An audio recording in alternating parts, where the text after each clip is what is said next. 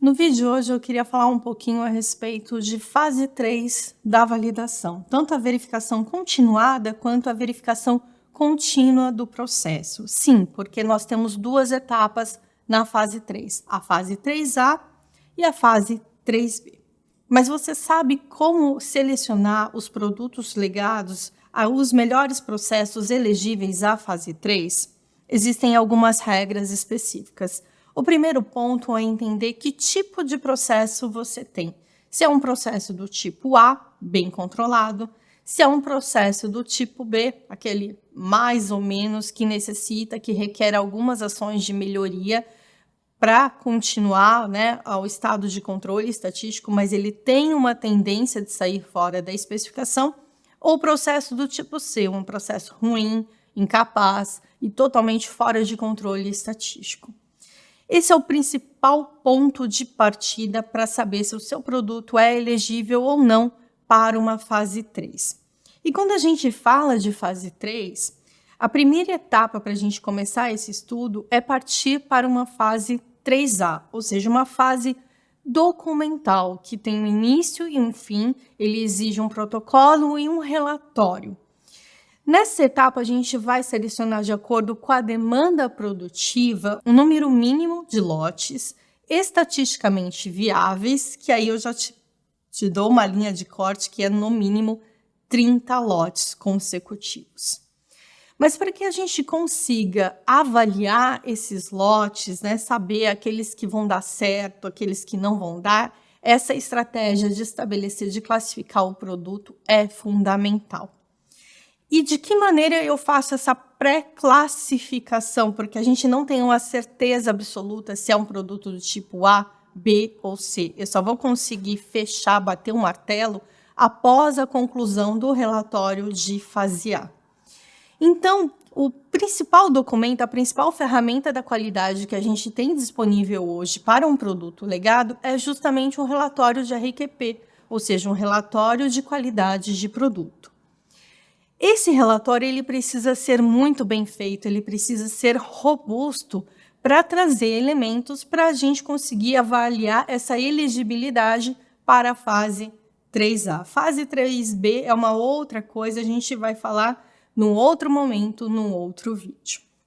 Mas para a fase 3A, se eu não tiver um relatório muito bem feito, com todas as ferramentas estatísticas que consigam determinar a capabilidade e o estado de controle estatístico por meio das cartas de controle, eu não consigo pensar numa fase 3. E é dentro desse relatório de RQP que eu já tenho que fazer uma pré-seleção desse produto, então se ele é A, B ou C, avaliar se ele continua ou não com o status de validado na fase 2. Isso porque se eu tenho um processo incapaz e fora de controle, eu não tenho como argumentar que ele permanece com o status de fase 2 e nem pensar em seguir para uma fase 3, simplesmente não dá. Então, nessa situação, a gente precisa voltar o processo para o início do ciclo de vida, fase 1, inserir medidas, primeiro, entender a fonte de variabilidade, da causa raiz, que pode ser material, medida, o meio ambiente, máquina, mão de obra, enfim.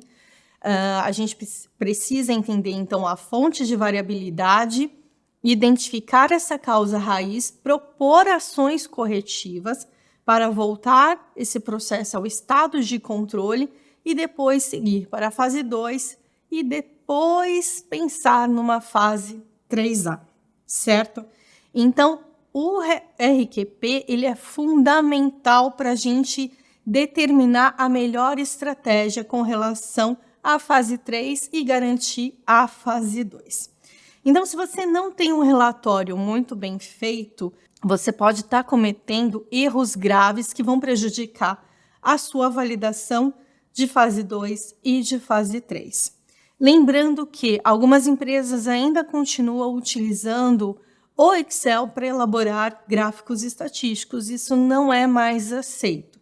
Precisamos, primeiro, ter um software de análise estatística robusto, validado, e que te traga ferramentas para a gente analisar a normalidade dos dados, avaliar a capabilidade e estabelecer as cartas de controle. Se a gente não tem isso muito bem fundamentado e muito bem construído, esquece pensar, né, na possibilidade de iniciar uma fase 3. O vídeo de hoje ele foi focado na importância do relatório de RQP para a fase 2 e para a fase 3. E se você ainda tem muitas dúvidas, não sabe como fazer uma ferramenta estatística ou utilizar as ferramentas estatísticas adequadas, como elaborar um relatório de RQP robusto e também não sabe muita coisa a respeito de fase 3, eu te convido a participar do nosso curso presencial específico de fase 3, um curso prático presencial que vai acontecer em dezembro. Serão 2 dias, 16 horas, com pouquíssimas vagas. O link do curso vai estar aqui na descrição desse vídeo, então corra, aproveite, não perca essa oportunidade. Não se esqueça de se inscrever aqui no nosso canal, de deixar o seu like e fazer comentários construtivos para que a gente possa construir de uma forma bacana o nosso canal. E por hoje eu fico aqui. Um beijo e até o próximo vídeo.